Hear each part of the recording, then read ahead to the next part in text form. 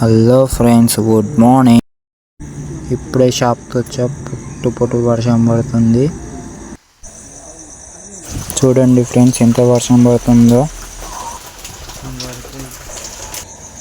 ఇంకా వీడియోలో పెయింట్ ఎలా పడుతుందో చూపించలేదు ఫ్రెండ్స్. ఇప్పుడు చూడండి ఎలా పడుతుందో పెయింట్.